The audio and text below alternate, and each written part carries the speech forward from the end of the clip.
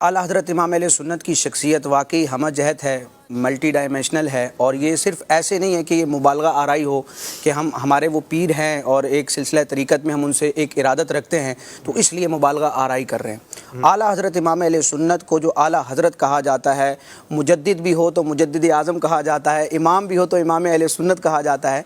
इसकी वजह यह है कि आपका ऐसा काम है, आपका इल्मी और तहकीकी ऐसा काम है, तजदीदी और इज्तिहादी आपका ऐसा काम है जो मुँह बोलता सबूत है।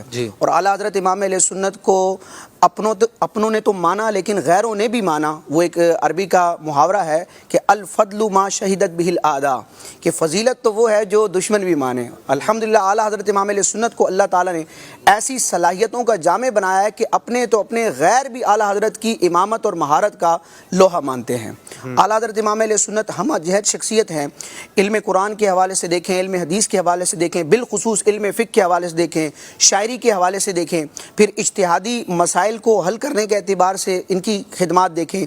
और सबसे बढ़कर ये कि तजदीदी जो आपके काम हैं, और तजदीदी काम आपके रिसालों की सूरत में भी हैं, अशार की सूरत में भी हैं, और फिज़िकली भी आपकी कई कोशिशें और मेहनतें हैं। दीनों मसलक का कोई काम कर रहा है और जी और चल रहा है, लोगों में राइज भी है, उसमें मज़ीद अपना हिस्सा मिलाने के लिए कोई काम करता है। लेकिन दीन के बाज़ शोबाजात ऐसे होते हैं, बाज़ मामलात ऐसे होते हैं कि बातिल कुओं की तरफ से उन पर हमला किया जाता है, अकीदे के एतबार से, अकीदत के हवाले से, अमल के एतबार से, और इस्लाम के चेहरे को मस्क करने की कोशिश की जाती है। अकायद में, लोगों के नज़रियात में और अमल में बिगाड़ लाने की कोशिश की जाती है।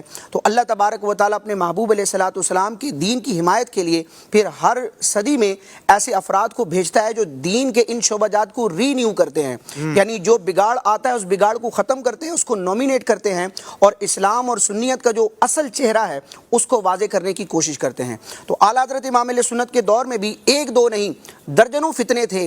और वैसे तो दीन के हर शोबे में मुजद्दिद होता है, लेकिन आला हज़रत की जब खिदमात को देखते हैं, उस पूरी सिनेरियो को देखते हैं, तो हमें नज़र आता है कि आला हज़रत के दौर में जो भी फितना उठा, कलम रज़ा से वो बच ना सका और आला हज़रत इमाम अहले सुन्नत ने उस फितने को दफन फरमाया। यानी ख़त्म नबूवत का मामला हो, रब तबारक व तआला की शान उलूहियत का मामला हो, सहाबा और अहले बैत अतहार की नामूस का मामला हो, इसी तरह सजदा ताज़ीमी के हवाले से गलत कॉन्सेप्ट अवाम में पैदा करने की कोशिश की गई।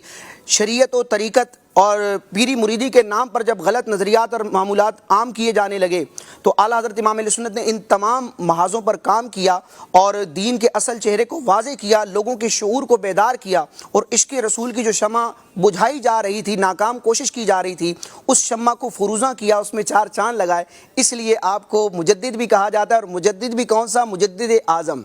क्योंकि आपके दौर में कई मुजद्दिदीन थे लेकिन वो स्पेसिफिक किसी खास शोबे में ही दीन की खिदमत कर रहे थे। लेकिन आला हज़रत इमाम अहले सुन्नत की खिदमत को देखते हैं, आपके काम को देखते हैं, तो आपने हर शोबे में तजदीदी काम किया है, हर शोबे में निखार लाने की कोशिश की है और कामयाब कोशिश की है कि 1 साल का अरसा गुजरने के बावजूद आज भी अगर कोई बातिल सर उठाता है, 100 साल का 100 साल का अरसा गुजर जाने के बावजूद आज भी अगर कोई बातिल सर उठाता है तो इस दौर के उलमाए अहले सुन्नत और उलमाए इस्लाम जब उस फितने का रद्द करते हैं तो दलील के तौर पर आला हज़रत इमाम अहले सुन्नत के कलाम को पेश करते हैं।